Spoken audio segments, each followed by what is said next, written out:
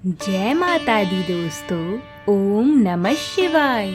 आप सभी को शिवरात्रि की बहुत बहुत शुभकामनाएं। आज हम सभी भक्तजन सावन शिवरात्रि की कथा सुनेंगे। यह कथा बड़ी ही पुण्य फलदायी है।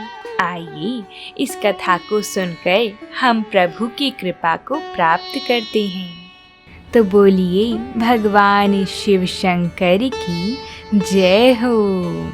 सूत जी बोले, हे ऋषियों, प्राचीन काल में गुरु द्रुह नामक भील अपने परिवार के साथ जंगल में रहता था।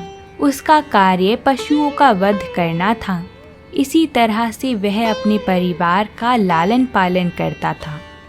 एक दिन की बात है, उसके घर में खाने पीने के लिए कुछ भी नहीं था। तब उसके माता पिता एवं अन्य सदस्य भूख से व्याकुल होकर भील से बोली कि हम भूख से मर रहे हैं, कुछ खाने का प्रबंध करो। यह सुनकर उस भील ने अपना धनुष बाण लिया और शिकार की तलाश में चल दिया।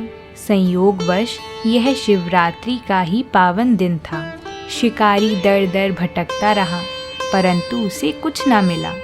धीरे धीरे रात घिर आई, परंतु उसने खाली हाथ घर ना लौटने का निश्चय कर लिया था।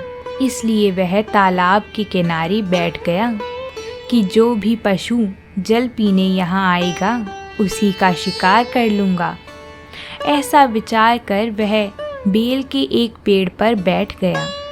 रात घिर आई थी, तभी वहाँ एक हिरनी जल पीने के लिए आई। उसे देखकर भील ने अपने धनुष पर बाण चढ़ाया।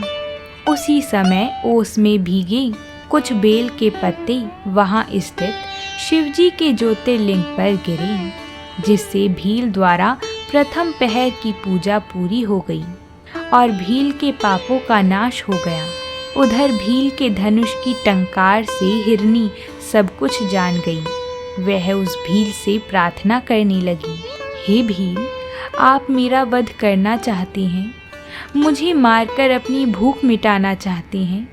यदि ऐसा करने से आपका दुख दूर होता है तो मैं मरने के लिए तैयार हूँ, परंतु आप थोड़ी देर रुक जाएं। मेरे बच्चे अकेले हैं, मैं उन्हें अपनी बहन के पास छोड़ाती हूँ। तब भील को विश्वास दिलाकर वह हिरनी वहाँ से चली गई और भील उसके इंतज़ार में जागता रहा। इसलिए उसे जागरण का फल भी मिल गया। कुछ देर पश्चात उस हिरनी की बहन उसे ढूंढते हुए वहां पहुंची। उसे मारने के लिए जब भील ने अपने हाथ में धनुष लिया तो पुनः बेलपत्र व ओस शिवलिंग पर चढ़ गई। इस प्रकार दूसरे पहर का भी पूजन हो गया, परंतु उस हिरनी ने भी भील से प्रार्थना की कि मैं पहले अपने बच्चों को देखाऊं, तब तुम मुझे मारना। भील के आज्ञा दे देने पर वह हिरनी भी पानी पीकर वहां से चली गई और भील हिरनी का इंतजार करने लगा। इस प्रकार जागरण करते हुए रात का दूसरा पहर भी बीत गया। जैसे ही रात्रि का तीसरा पहर आरंभ हुआ, एक मोटा हिरन पानी पीने हेतु उस तालाब पर आया। उसे देखकर भील ने जैसे ही अपने धनुष पर बाण चढ़ाया, वह हिरन डर गया। उसी समय ओस रूपी जल एवं बेलपत्र पुनः शिवलिंग पर गिरे, जिससे तीसरे पहर का पूजन संपन्न हुआ। वह हिरन भी शीघ्र लौटने का वादा करके अपने बच्चों को समझाने के लिए चला गया और भील उसके इंतजार में जागता रहा। उधर दूसरी ओर वे तीनों घर पर एकत्रित हुए और उन्होंने सारी बातें एक दूसरे को बताईं। जब तीनों को यह ज्ञात हुआ कि तीनों ने ही भील राज से वादा कर लिया है, तब वे अपने बच्चों को ठीक से रहने की आज्ञा देकर वहां से तालाब की ओर चल दिए। बच्चों ने भी सोचा कि हम अपने माता पिता के बिना कैसे रहेंगे, इसलिए वह भी उनके पीछे पीछे चल पड़े। इस प्रकार हिरन, दो हिरनियां एवं उनके बच्चे एक साथ भील राज के पास पहुँचे। इतने सारे शिकारों को एक साथ देखकर भीलराज बहुत प्रसन्न हुआ। जैसे ही उसने उन्हें मारने के लिए धनुष निकाला, एक बार फिर ओस रूपी जल एवं बेलपत्र वहां स्थित शिव ज्योतिर्लिंग पर चढ़ गई।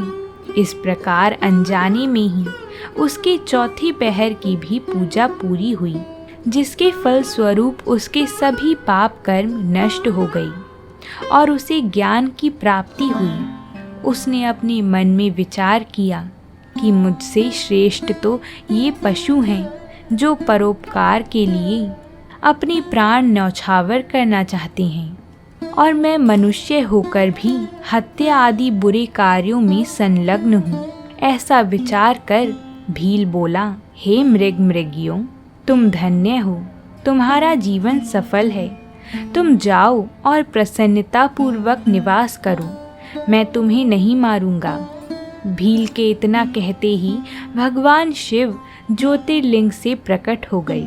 एकाएक इस प्रकार अपने सामने साक्षात देवाधिदेव महादेव जी को पाकर उस भील की आंखों से अश्रुधारा बहने लगी और उसने प्रभु के चरण पकड़ लिए।